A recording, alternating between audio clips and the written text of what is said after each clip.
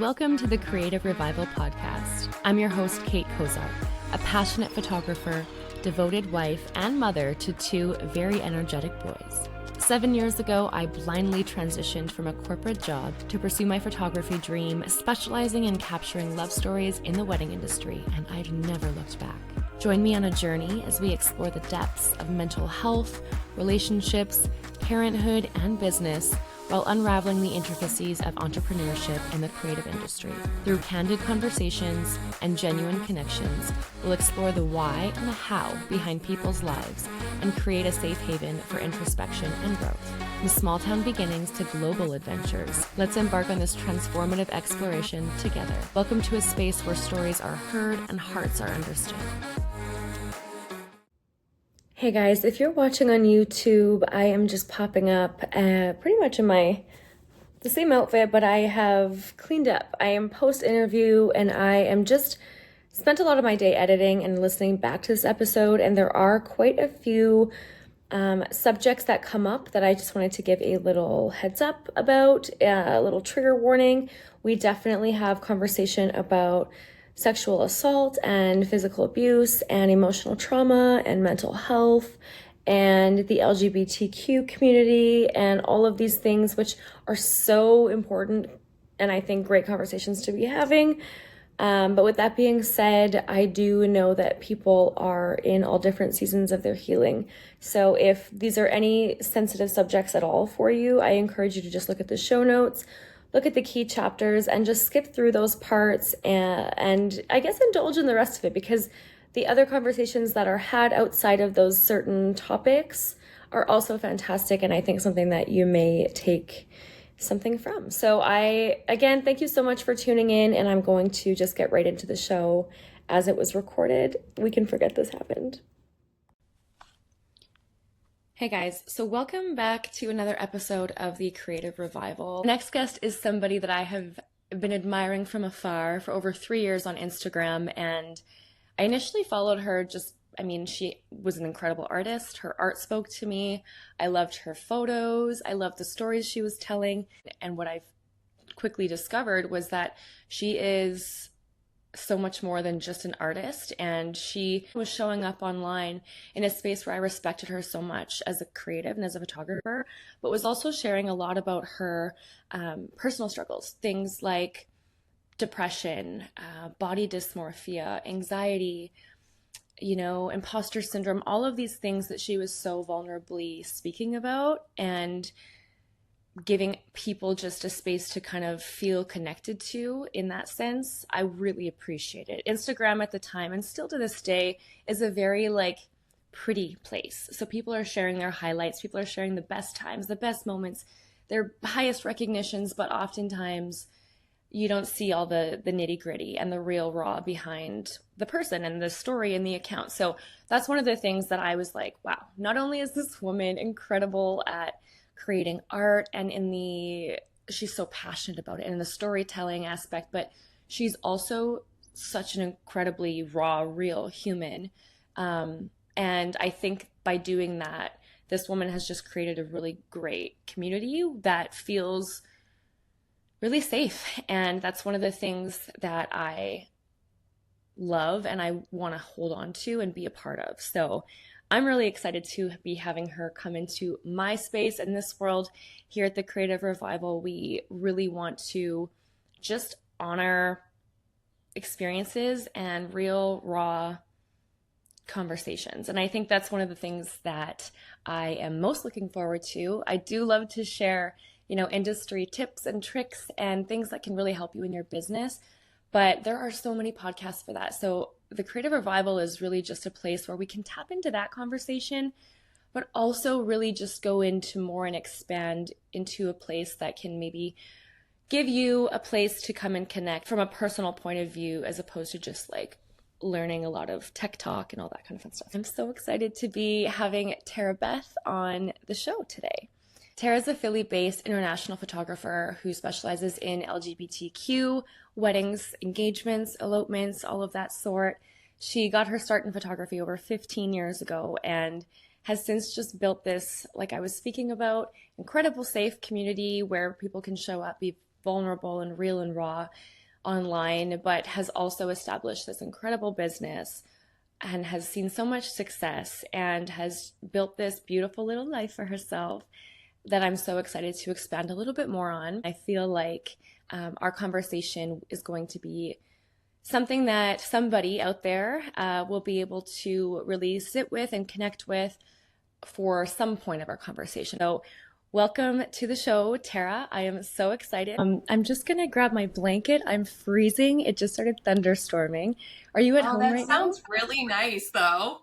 Honestly, it's the vibes that I'm kind of like, I'm ready for this. I know who you are from what you share on Instagram, right? But I've been following you and like sucked into your journey in your life over like the last 3 years. It's been fun. And I'm trying to think back too. I'm like, where did I find you? And I think it was just one of those, your photo. And then I was like, who's this? I was so inspired by your work. And at that time, I was really wanting to just like build and figure out who I wanted to be as a photographer, how I wanted to show up. And so your photos spoke to me. So I'm like checking you out, looked at your art. I loved your storytelling. And so I was there for that. But then what it was like how much you shared of just how much of a real person you are. And I think for me, my mom thinks that I share my personal life way too much.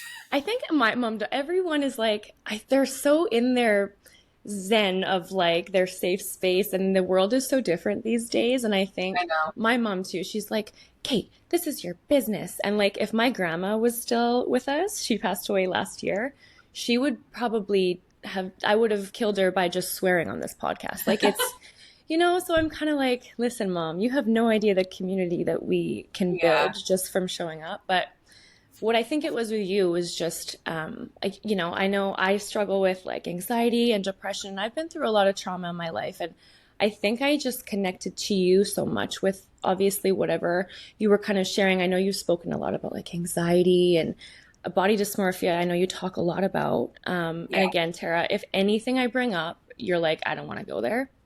Drop literally nothing. Okay, cool. If I can talk about it on Instagram with people that I don't know, I can definitely talk about it. So for our audience who may be listening to this and not viewing on YouTube, everything's popped up on video format. This is my favorite way to share. Oh, Tara's taking a screenshot right now. So if you're watching on YouTube, hello, I'm sitting in the comfort of my home in my living room, and it is thunderstorming today. Tara is are you in your office? Is this your office? Yes. Yep. So you have an actual office in your home. That's your space. Yeah, my wife and I share an office, so we like share custody of it. You have a side and she has a side. Yes. Essentially. I love that. I'm like, I have 2 little boys, Tara, so I'm all over the place with my setup. I have an editing space. I have my podcasting space now.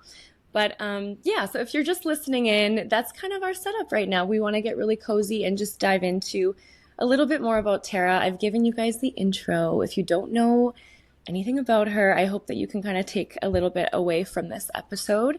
But yeah, we were just kind of talking in the warm-up call and the warm-up chat about just showing up so authentically. And I think, Tara, what I appreciated about you so much is when I first started following you, Instagram is such a pretty space. Like everything is so curated and so like, presented to be perfect. And I was really struggling with that. And I was just building my business and I'm like, I'm not connecting with anybody. So you made me connect with your art, but also you as a person, and kind of gave me that permission to, okay, I can show up and be real and share like all of my shit that I'm going through, as well as still look professional and be successful. And like these 2 things can coexist, because I have a really hard time with separating them. I think it's impossible. I think building a business and being a creative person, when you are struggling with whatever if it's anxiety, depression, anything, the list goes on. It's so hard to create a business and leave that to the side, because so much of who we are goes into what we do. Yeah. So that was just one thing I wanted to say to you. And I know that you're still very true on Instagram, and you share your battles, and you also share your wins and your thoughts. Like, and I love how you're like, hey, I can tell sometimes on Instagram stories, you're just like, a thought comes up and you're also really into like the political stuff, which I love too. And you really want to have that voice and share it. But But I love how you're just like, it doesn't have to be so fucking like perfectly curated. You're like, I think of this and I'm putting it up. And, I just love that about you. For some reason, it just makes you so much more of a real person and makes me just want to keep knowing more. And Oh, then I get that's great. excited. Yeah, I get excited when you share your wins and your losses too, because I'm like committed to you. But so yes, thank you for that. But I was hoping, Tara, we could just kind of dive right in. I'm going to kind of Mhm. go through some questions. It's going to open up the convo. Interrupt me. I'll do the same. If we have questions, I think we should just go for it, okay? Okay. And I want to kind of take you back to high school. So if you Okay. could, yeah. So we're going to go back. So Tara in high school, can you describe Tara in high school to our audience and to me? I'm Oh, curious. all right. Well, Tara in high school was uh, a troubled kid, um, super insecure, had an eating disorder, was self mutilating. I was like, that is like the dark side of Tara as a high schooler. Um, I was really into musical theater. I really wanted to be on Broadway. That was like my dream. And then, I became very self aware after I graduated, and the stage fright just totally knocked me on my ass. I really struggled with friendships. I was never the it girl. I was never the popular girl. I really struggled with that. I grew up in a pretty small town ish in Pennsylvania, so there was a lot of pressure to be one of those kids because we didn't have a lot of external influences. It was just like very centered on like, this is our small little world. Yeah. So who's going to be the most popular in this tiny space? Hmm. Tara, also as a high schooler, I discovered my body very early on. So I discovered sexuality very early on. And then because I was so insecure, I was utilizing my body for attention. And now when I look back at that younger girl, I just want to like hold her and be like, it's okay. Like I Hmm. definitely have that connection with my high school self of like, it's okay. You don't have to do all of these things. It will get better. So from a photography perspective, I took one class in high school and I was like, this is fun, but this was It's never what cool. I wanted to do. Yeah. Yeah. Yeah. I love that. I feel like I can connect with you on a lot of those points.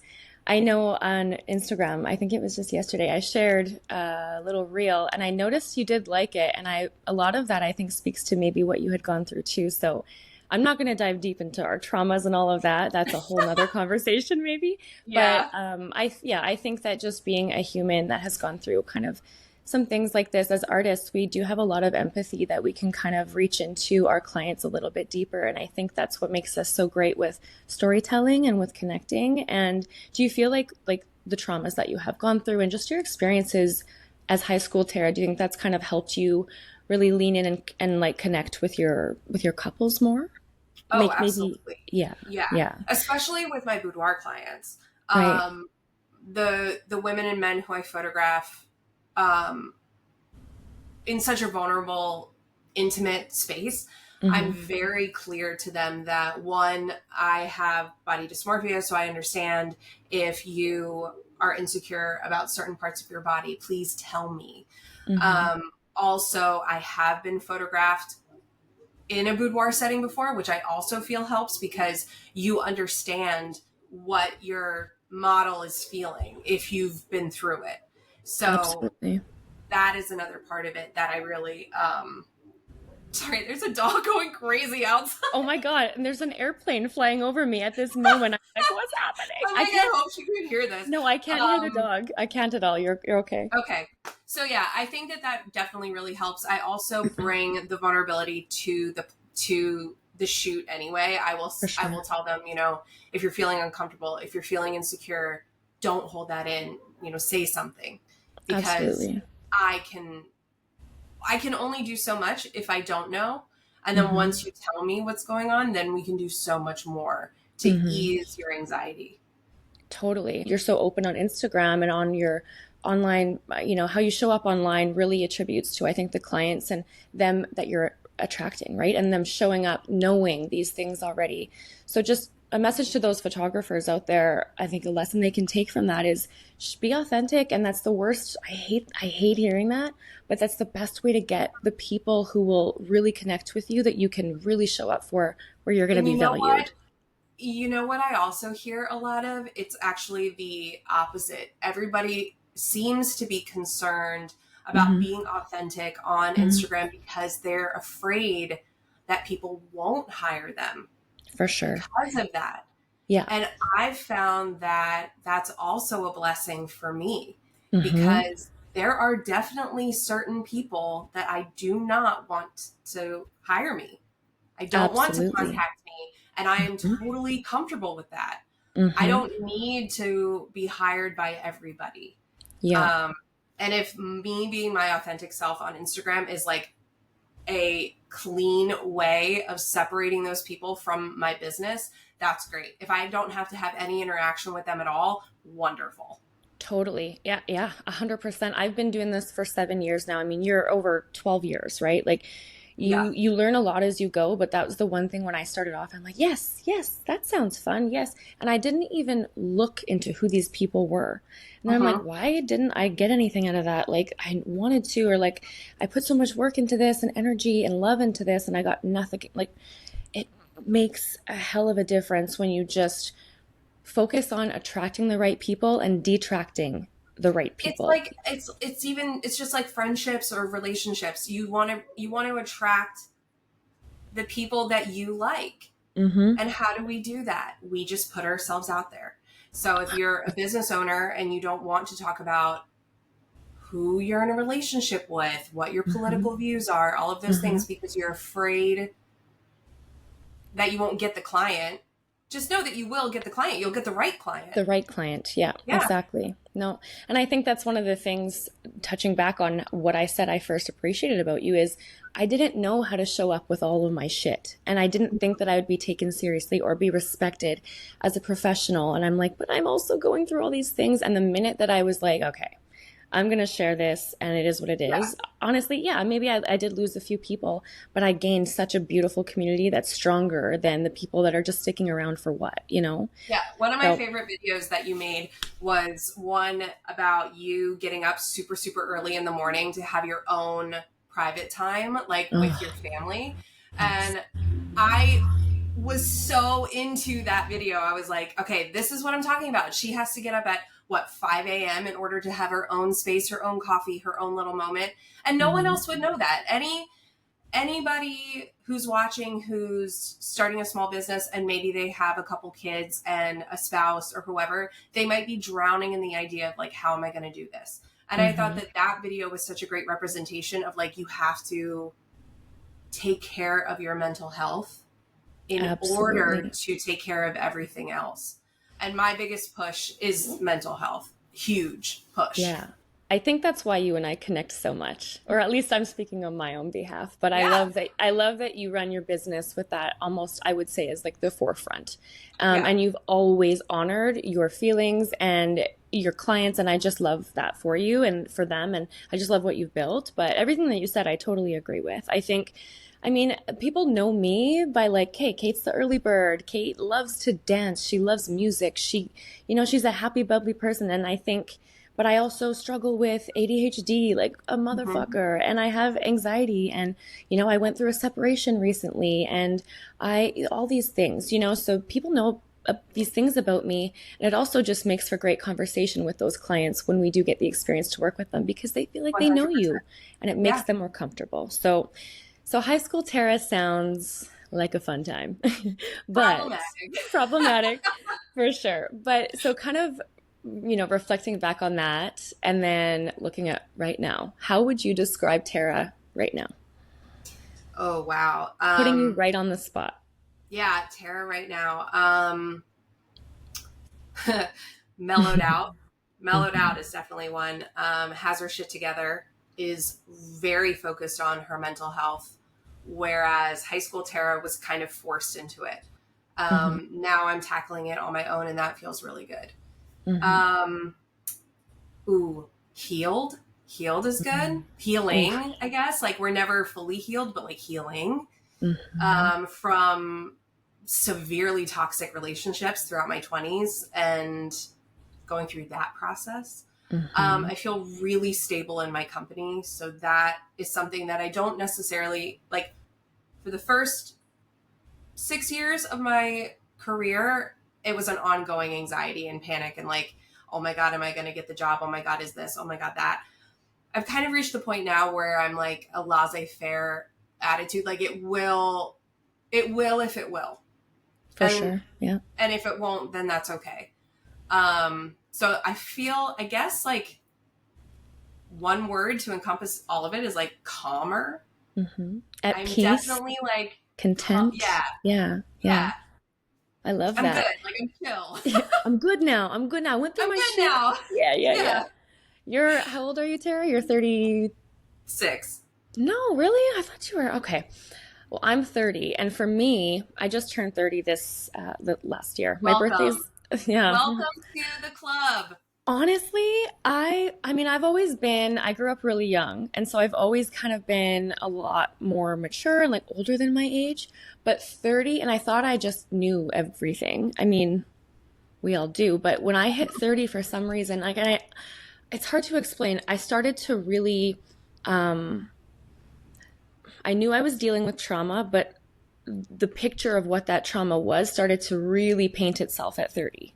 And I'm like, oh, and that was a really big thing. I went through a lot of losses and grief that I'm still walking with. And that really made it difficult and at that time I built my business up to a place that it was thriving. It was exactly what I wanted to do. But now I was struggling with the balance of how do I walk through this grief and this actual healing process and keep this business to where I want it to be. And that was a really big, difficult process for me.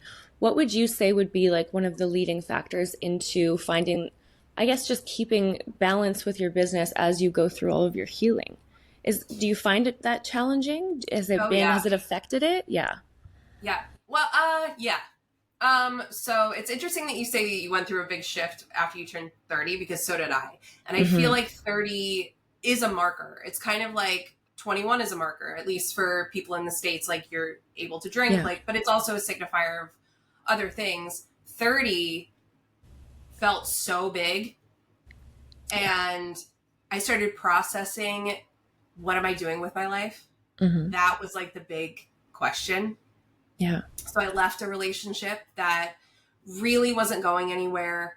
They didn't want marriage. They didn't want kids. And so I was like, okay, like, this is one of my first really big decisions I have to just let go.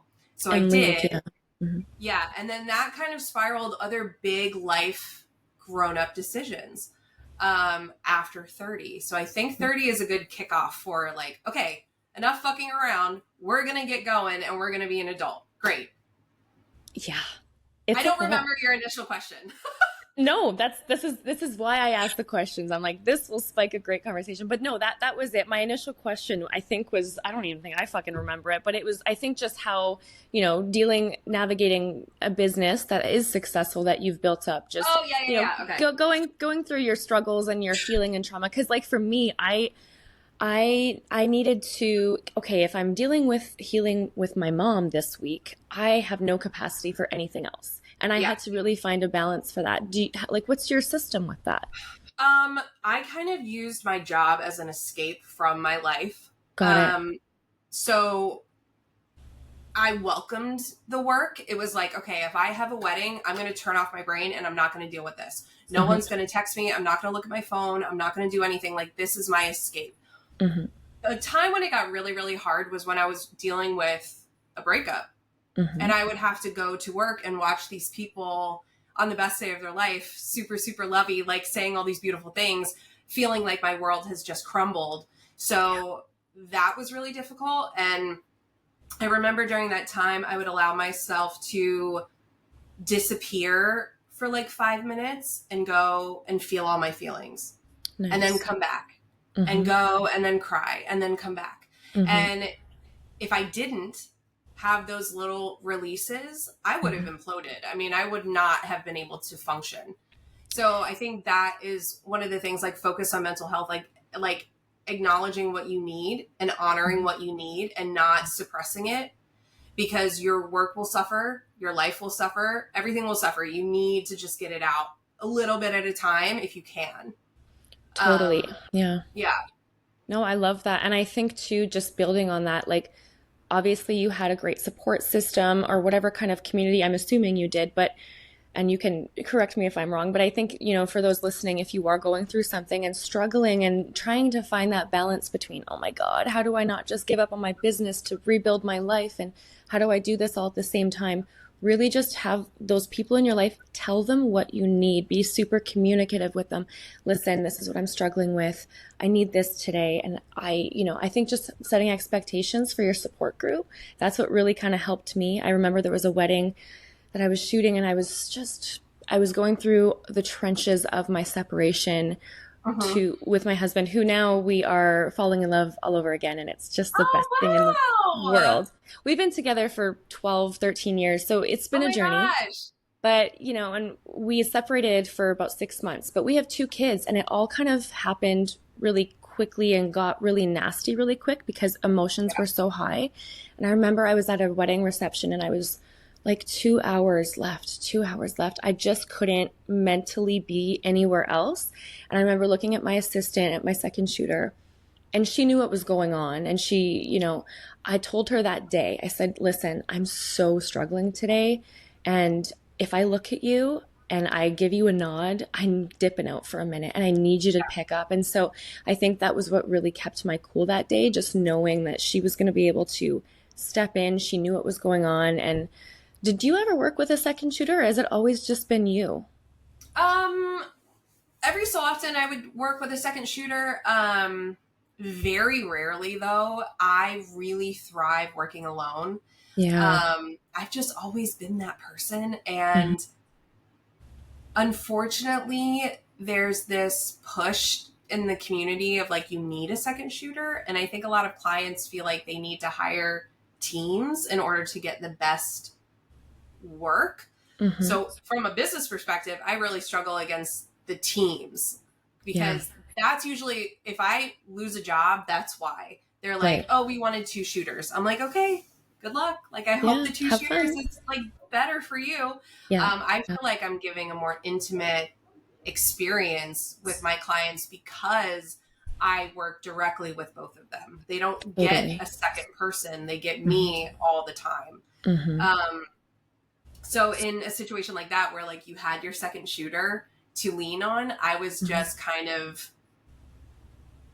mentally leaning on myself in those times. Or to be honest, I would just tell like the DJ or the wedding planner what was going on. I would be like, hey man, this is what's happening. I'm out. Yeah. Be right back. I gotta go. BRB. I'm gonna go hide and cry in the closet. But yeah, please make sure nothing's happening for the next 5 minutes, and I'll be right back. Like, and that's what you have to do. Yeah. And usually, the wedding vendors, they get it too.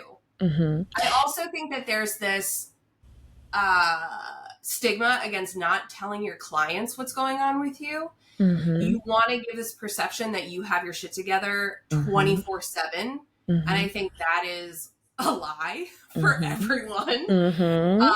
So there have been times where like I was struggling with stuff bigger than myself, and I reached out to my clients and I was like, it was for, like engagement shoots or something smaller. Like weddings are such a cemented thing. Like there isn't really anything you can do. Yeah. But like if I was struggling with a death or, something that was monumental, I would reach out to my clients and I would be like, hey, this is what's going on. And 99% of the time, my clients would always say, oh my God, I'm so sorry. Let's reschedule.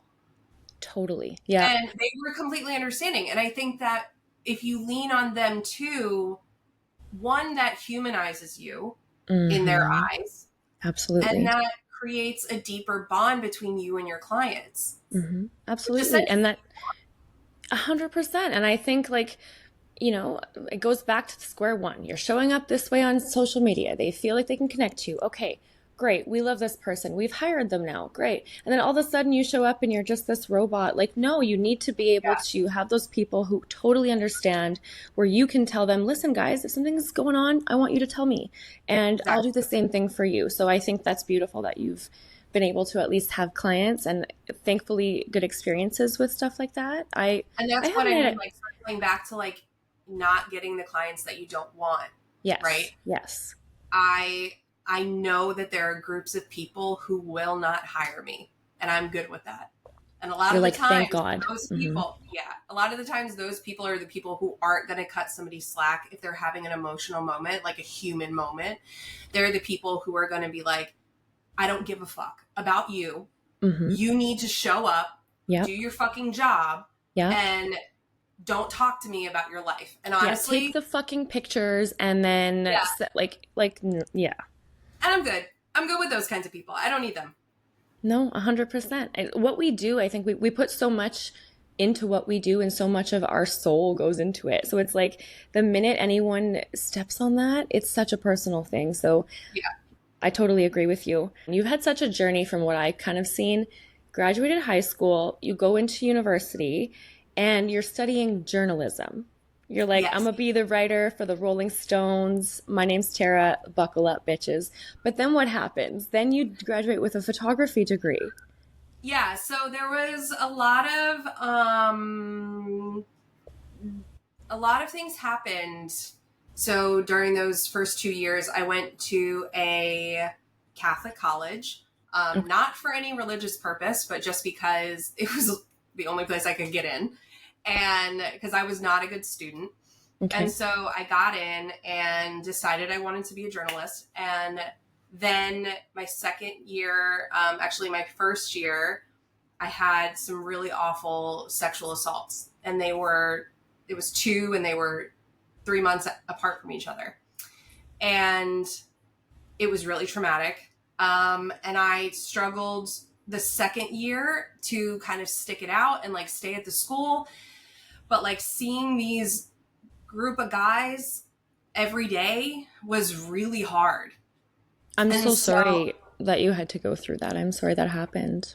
yeah, and it was thank you. It was even harder because it was a Catholic school. Yeah. So bringing it to the administration Mm-hmm. was like hitting a wall.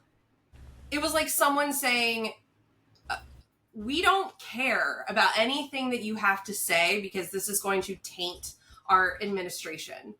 Not to mention, so it was three guys. They Mm-hmm. were all star basketball players on the school's basketball team. So that was also a non-starter. And I felt like I was in such like a college cliche. I was Uh-huh. like, Yeah. oh, this happened with the sports guys, and no one's going to do anything about it because they win championships. Cool. So I really drowned at that school. And I decided, I was like, you know what? I'm not going to suffer through this. I have to go. Yeah. So I left the school, and I had no portfolio to speak of a photography portfolio. I had nothing. And I had just taken photographs periodically, like throughout life, like we all do. Mm-hmm. And I was like, you know what? I'm just going to throw them into portfolio, say it's a portfolio, Yeah. and turn it in Yeah. to this art school. And I could not believe I got in. Honestly, I was shocked. I was like, you guys are crazy for taking me. Wow. That's, I mean, thank God. Thank God they Yeah. did. And Yeah. so that was it. And then That was it.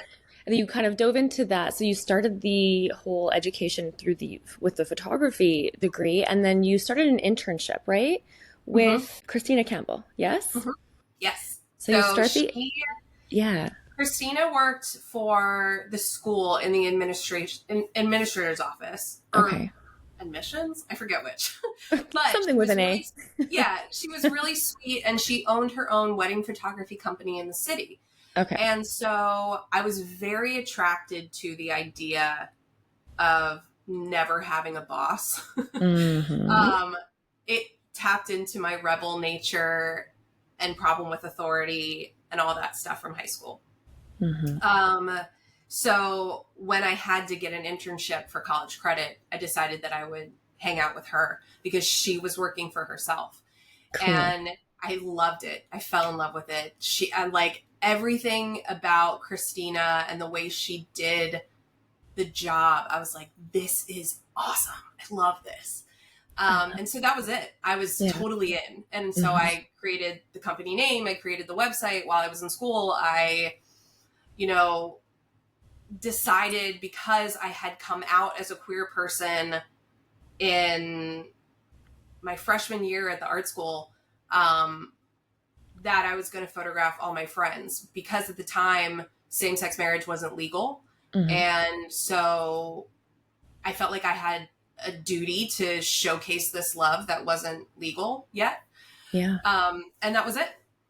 You're like, I'm gonna take my rebellious ways and just plant it into anything that I do. Photography? Yeah, Oh, I'm this going isn't full legal? in. Well, fuck you guys. I'm gonna show you Yeah, what's what. I that love was that. that's exactly how it was. It was very like advocacy mixed For with sure. like I need to survive and pay rent. Plus, yes, plus the survival aspect. I think just being, I mean, coming from the childhood that I came from, and that maybe I'm going to assume that you maybe did as well, like, we didn't have voices that wanted to be heard very often, and we had There a was lot of a lot shit of to say. screaming. Yeah. Oh yes, that was my communication too, just screaming. But I was never heard, you know. So I think Mhm. now being able to take all of that, it's amazing to me how much of our past and how we were raised and what we've been through plays such an intricate role into how we show up in the world and what we create and the way we do it. Like I love how you just have this audacity to just be like, okay, great. I'm accepting me in this position. I am this photographer and this is what I'm going to do. And Mhm. so did you have any, when you started to focus on the, you know, and please correct me if any terminology, I am pretty ignorant to all of this. So, and I'm very eager to learn more. So, any of the queer couples that you were initially focusing on and blasting out there and promoting and marketing and stuff, what was the reaction? Did you have any issues with that? Um, yes and no. Okay. There were only a few of us in the country that Hmm. were photographing queer couples at the time. Hmm. Um, there wasn't really a space for it. Social media wasn't really a thing yet. Instagram was just starting and it was just becoming a place just for photographs.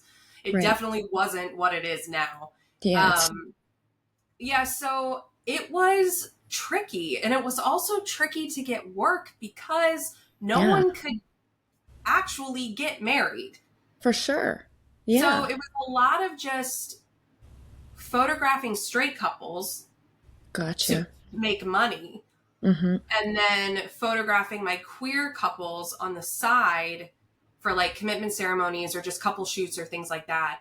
And a lot of the times, queer couples didn't have parental support in anything they were doing. So the funding was super low. So I was Wow. doing a lot for free at that time because I And wanted to it's do it.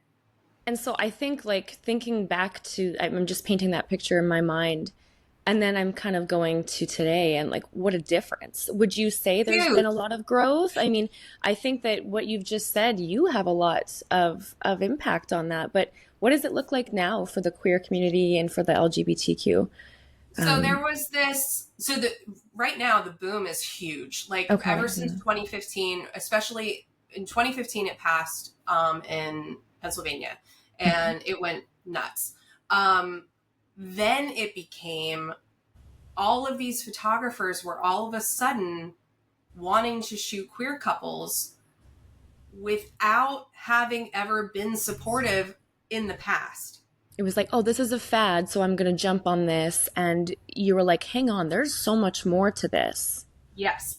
And clients were getting worried about Hmm. hiring a photographer who wasn't legitimately supportive of same Right, sex marriage or queer people in general. right. So I started getting a lot of emails of inquiries of clients being like, hey, we really like your work, and we also like the fact that you're queer, because we don't necessarily feel comfortable making out in front of a photographer who could silently be judging us, and we don't really know. For sure. So that was the shift after it became legal. Now there are so many wedding photographers out there who are shooting everyone.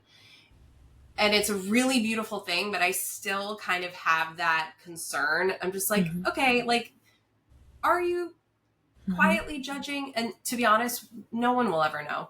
And so the thing that I like to see in other wedding photographers is when they discuss political stuff on their platform that shows how they really feel about big issues. Like, great, you can photograph a queer couple, but that doesn't really mean that you are supportive of their rights, their values, all of those things. Totally. If you, on your social media, you're talking about pride and the rights that queer people have or don't have or whatever, that shows me that you actually give a shit. Absolutely. And I think just looking at the person too, and that's why it's, again, we're going to keep fucking saying this, but so important. Share the things that you're doing in your community. Like, I know with you, you're so involved in that, in the whole world of that. And I think people know it's like, okay, she puts so much more into just the photography, like outside of the photography, there's so much more involvement that you have. And so, no, I love seeing it. I actually have only had one experience with a queer couple, and I did feel that reservation from them a little bit. Like, I'm a very open person, but I am not one that would fully understand their journey and their experiences. So I think with you having that advantage, so for you as a photographer now, are you only working with queer couples, or are you? No, I photograph everyone. It's just, it's so funny to say that because it's usually companies discriminating against people. And so when people ask me, they're like, oh, do you photograph everyone? I'm like, yeah, I photograph everyone. I'm not discriminating. Oh, wow. I'm like, yeah. all welcoming. But the percentage is definitely drastic. It's like 60% queer people, 40% straight people. And the beautiful thing about my straight couples is that they don't care who I am either. Yeah. And so I'll get straight couples who are like, yeah, we know everything about you. We know that you're queer. We know that, you're totally tattooed. You're this totally alternative person, and we love it. And we want that. Yeah. Yeah. That's what I love. And then you get to show up and feel, and like, I feel the same way. Like when I show up with my clients who are like, I know they love me, I am so much more comfortable showing up being like, what the fuck's up? Let's go. Like, let's get into it. I can be me. I can give them that experience that I know I'm really great at without worrying, are they judging me? Are they like, do they think that this is a good experience? Am I professional enough? Like, fuck that. This is an experience I've worked so hard to create. And I think, like, I love that for you too. I think that's one of the things that shows in your art, like in your work, your couples are so comfortable. And I see, as a photographer, I look at them like, those are beautiful photos, but I can't even imagine how fun of an experience that was with Tara. And so I'm a big experience girl. And I think just with you, how you show up and the community that you've built, you value that a lot. And I love that. I want to know, what is your love language? Do you know the 5? I'm an acts of service girl. Okay, that's your number one. What does your wife do for you? Is she an acts of service? No, that's the hardest thing. My husband and I, we have such different love languages. What's her love language? Her love language is quality time. Also, it's like quality time and like physical touch. Those are mine. The interesting thing that we had to go through in the beginning part of our relationship was we had a disconnect of our love languages and what each love language meant. Because when we talk about love languages, we think it's just a surface level.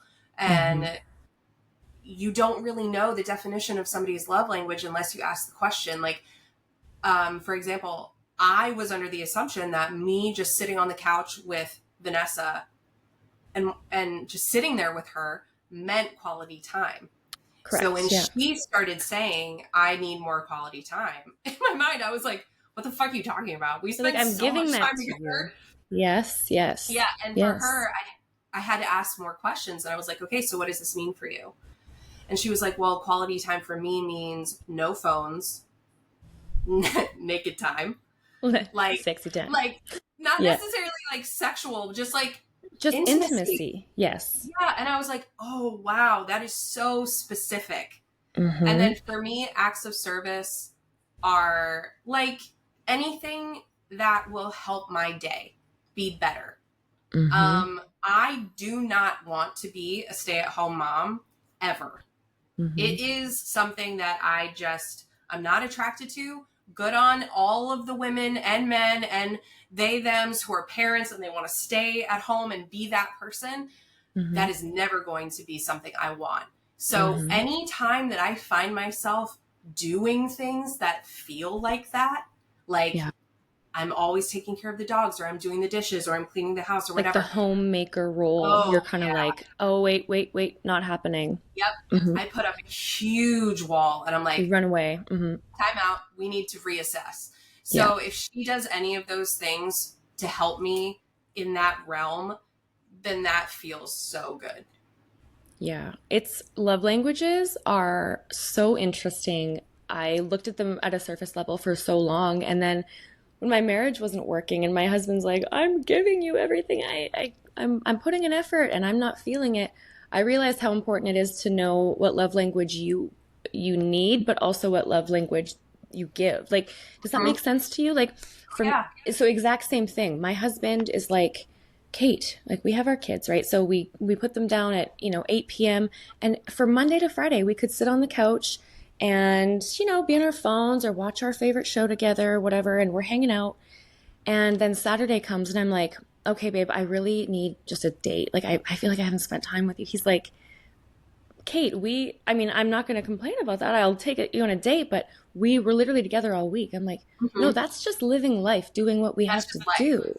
And Yeah. so for me, I totally agree. And the minute that we we're in therapy, and the minute that we realized, okay, this is how I give love, but this is how he receives it is very different. And so I had to adjust that a little bit.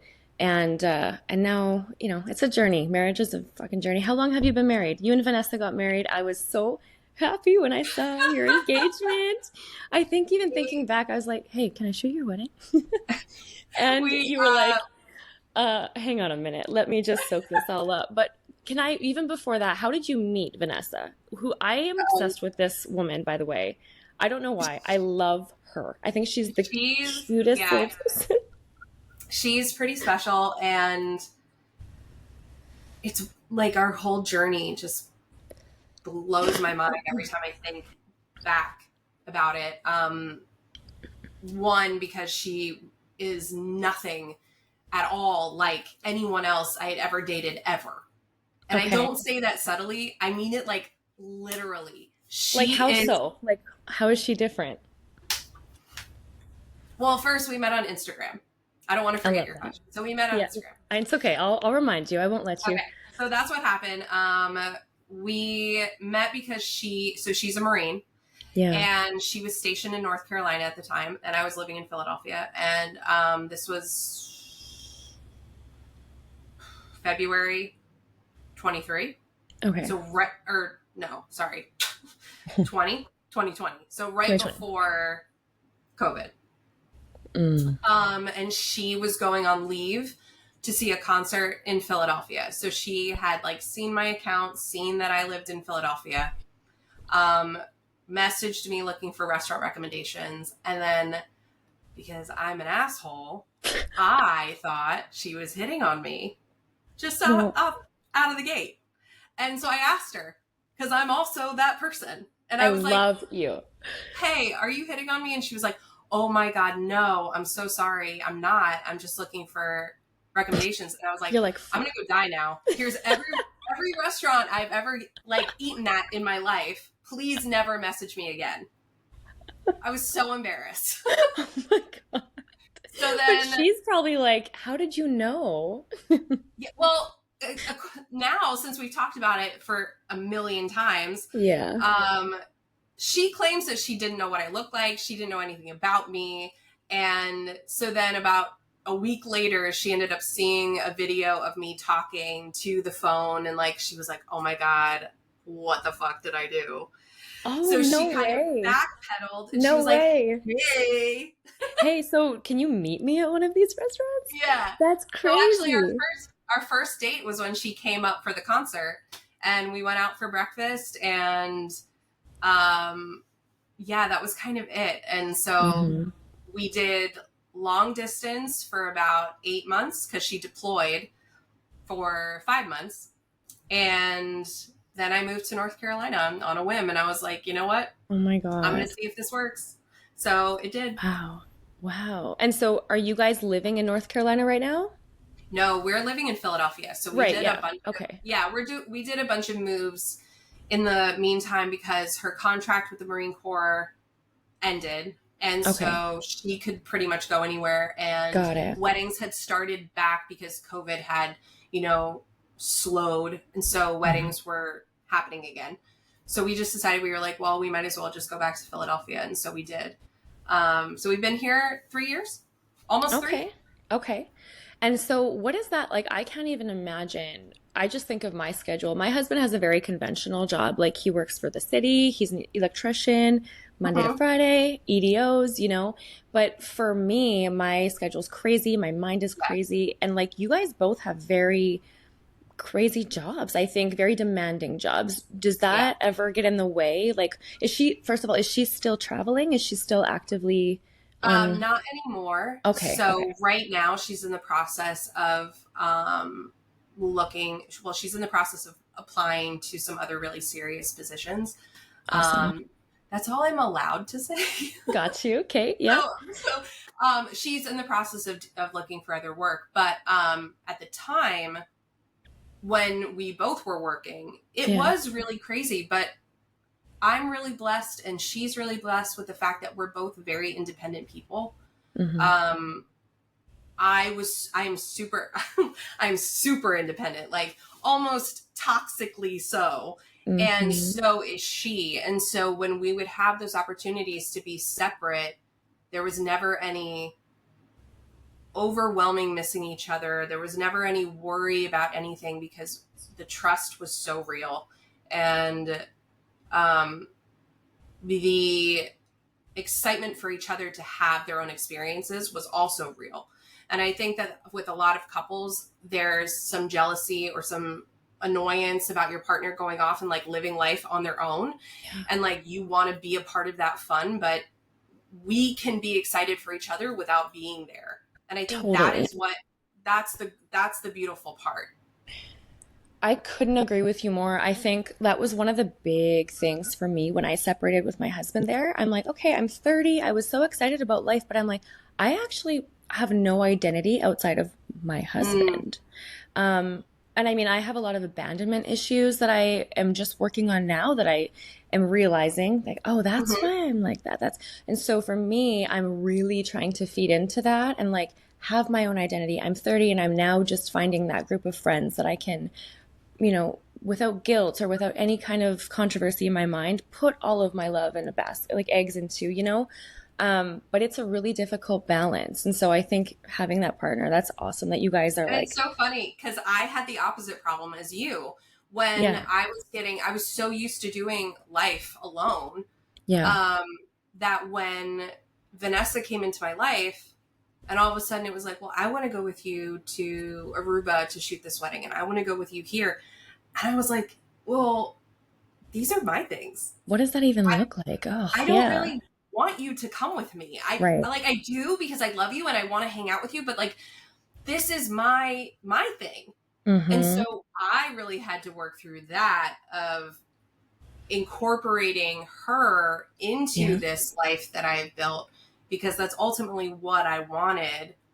It totally. just felt like she was stepping on my toes. And I was like, I don't know how to let this happen. So Yeah, lots of conversation about for that. sure. And so does she still come with you to Yeah. some shoots now? She'll And come on the good ones, like the cool ones. I the shouldn't say the cool good ones, ones, like yeah. the No, cool I know ones. what you Yeah. mean. Yeah. Like I have a Nope. wedding in November in Iceland, and so she's like, I'm in, I'm going. Oh, of course. My husband's kind of the same way. He doesn't love travel. Like he could just live on the farm and like fish and drink cold beer and like be Hmm. super happy. And I'm like, I need more. So it's been a really, really, really interesting balance. But I want to kind of dive into a little bit just with the work that you have coming up. It's leading into a super busy wedding season for me here. Are you kind of in the same boat? Hmm. Yep. Yeah. Are you, what would kind of, I guess, for any photographers listening that are preparing for this crazy busy season or are already in it, what kind of advice would you give them? What are you doing kind of throughout the year to keep yourself cool, calm, collected, organized? Anything that you can This year say? and last year has been a big shift since the past 10 years. Yeah. The past 10 years, it was hustle, Mm-hmm. hustle, hustle, hustle, adrenaline, anxiety, stress. You are functioning off of no sleep, no water, no food. Like, I don't think the average person understands No. the intensity behind what it means to photograph weddings. People are always like, oh, you get to go and party Yeah. for your work. And I'm like, that's not what it is. Mm-mm. Um, and now I've 2 years ago, I raised my prices, which was very scary. Yes. Um, I was really terrified, but it was a beautiful thing. Mm-hmm. One, because I wanted to stop living that way, Yeah. which means working less, but making the same amount of money. So how can you do that? Or more Yes. money? Mm-hmm. So raising my prices was definitely scary, but it was successful, thankfully. So Yeah. now I have lots of time that I never had before on the weekends. Mm-hmm. And I'm like, wow, I can go to that dinner party, or I can go out with my friends, or do nothing on a Mm-hmm. Saturday. Mm-hmm. And I'm really reveling in that now. Good. Yeah. But my advice for people who are still in that hustle, Mm-hmm. carve out time to do nothing. Mm-hmm. That To was the biggest, process, yeah, just to even yeah, process what you've going on. I couldn't yeah, agree that was the more. biggest thing that I could have done about 3 or 4 years ago, because I started getting so burnt out in the Right. beginning of the season, like Mm-hmm. June. It hadn't Mm-hmm. even been the deep end yet. Yeah. And you're like, I'm And exhausted. yeah, and so what Yeah. do? You have to carve out time to do nothing, to be with your friends, to be with your spouse, or to be alone, to be alone. Yes. Yes. Yeah. Yes. Absolutely. And I think too, just whatever that looks like for you. Like if you're a person that needs a lot of social, how do you recharge? Like for me and for you, we need to be alone and we need to just have our Yeah. space. If you need to go party, go party. Like whatever you do, like with your friends in a very safe, responsible way. But like whatever you do, whatever you do, like know how to feed yourself the same way that you feed your business. And that was a game changer for me because I did that and I'm still a little bit wishing I can slow down. And I think I'm kind of looking more into the educational side of things Oh yeah. and knowing like I love weddings and I want to keep doing them, but I don't want to have to do them every other weekend and every weekend. Right. I want to really be in touch with my family. They're young. And so, yeah, I'm just kind of looking at transitioning a little bit so I don't have to work physically as hard and show up in the places and. Yeah, and um we have the benefit of being able to schedule things so far in advance yes. that I had to stop being that person who wouldn't book anything Hmm. for the fear that I Hmm. would get a wedding. Right. So I wouldn't Yes. plan my life, because I'd be like, okay, well, what if I get a wedding? What if, what if? Got it. Yeah. And Yeah. turning that off and being able to Hmm. say, okay, you know what? I am going to book that family vacation with my whole Yes. family for Yeah. 2 weeks in July. I'm going to Hmm. put it on the calendar. I'm not going to book any work. Yeah. And those things also really changed. Like, Hmm. like for example, the first year that my wife and I were together, I had booked a wedding on her birthday. Oh, And Tara. not knowing, like, it was Well, a shit. Yes, year that's ahead. true. So then her birthday comes and goes, and I didn't realize that I had done the same thing the next year. Oh my God. And she's like, okay, look, Hello. it's Yeah. one day, okay? Yeah. It's one day. Yeah. So that was something that also was hard. Like planning stuff out and being like, okay, it's my wife's birthday. Her birthday falls on a Saturday. I don't care. I'm not going to book anything. It's not, And you yeah. have to be okay with those decisions, or I else am the not. rest of your life is going to fall apart. Totally. Yeah, totally. The minute that I started to put as much energy as I was putting into my business, into my relationships and my family and all of that, it just even Stevens out somehow and balances out. It took me a little while to figure that out, and I'm still figuring it out too. So, but it's you, yeah, we put so much of us into what we do. We got to give ourselves some time back. It's crucial. And I think until you can actually do that and feel what that does for you and how much that re-energizes you, you're like, okay, this is important. Yeah, and talking to the other people in your life about what's important to them. I was so selfish in my decision making because it was my company, it was my thing, and I could do anything I wanted.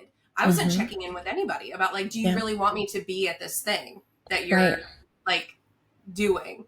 Yes. So the idea of checking in with Vanessa or my parents or my friends and saying like, okay, you guys, I'm giving you first dibs on my calendar. Yes. That was a huge change. Yeah. Yeah. My family really struggles with that too. And they don't really vocalize that to me, but I mean, I think it's a little bit of me too. I feel guilty somehow. I'm just like, even my friends, the other night I was texting my girlfriends and, you know, this little group that I'm starting to really find my connection in, and they're wanting to buckle up for summer and get all, you know, they're planning all these like patio nights. And I'm like, listen, I'm not lying when I tell you I do not have a weekend available until October. And then I go, why the fuck did I do that to myself? But then, you know, I'm a go person, and I think my adrenaline, and I know I'm going to love it when I'm in it. But I think just moving forward, it's like I've got to start harvesting that time for me and blocking it more. So I know like I'm about 40% booked for 2025, but I'm kind of just like, we're good for now. I want to stop and I want to just see what's going to be coming up and where I can maybe go plan a trip with my girls or whatever, or my kids or my husband. So yeah, very important, very important. I think for when you look at your photography, I want to know for you, how would you describe your style of photography to our audience and to anybody? I think that my style is very storytelling. It's very intimate. It's very vulnerable.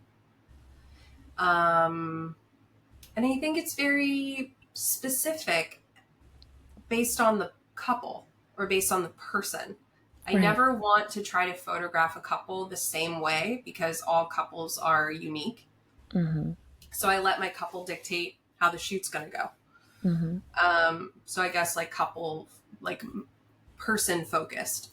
For sure. Very interactive. I think a lot of couples for me are very surprised. They're like, oh, like you want our feedback? I'm like, yes, this is collaborative. Like this is I want to know everything about you, you know, and I think that's, people don't understand our process, but again, finding clients that really appreciate that and value what we need to give them that experience. That's so lovely. I like how you say process. You say process. Here we go. American Canadian thing. Oh yeah. I love it. It's process. There's a couple other ones that, my friends call me out in. Like I went to LA. I have a little community out in LA. I spent a lot of time out there, and that's kind of where LA was I'm escaping the reality of my trauma.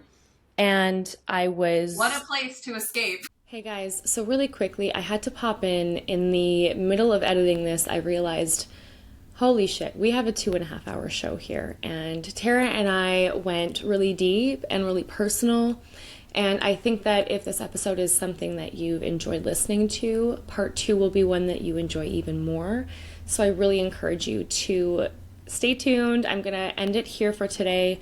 and share with you part 2 in the next episode. I also wanted to just say to anyone who's been a victim of sexual assault or has been subject to any of the more sensitive conversations that we've had today, I'm really sorry that you had to go through that, and I'm really happy that you've made it through and you're pushing through and that you have found the Creative Revival. I want you to know that you are welcome and is a safe place to share your stories and to be heard and to be understood and to just talk about your experiences. That's what it's for. I just, again, welcome you to the Creative Revival community and the family, and I'm so excited to continue to have these types of conversations. Can't wait for you to listen to part 2. That will be coming out on June 17th, so in just a few days. So stay tuned for that. And until then, I hope you're having a good day and you aren't getting blown away by this insane wind that has swept up my province of Saskatchewan.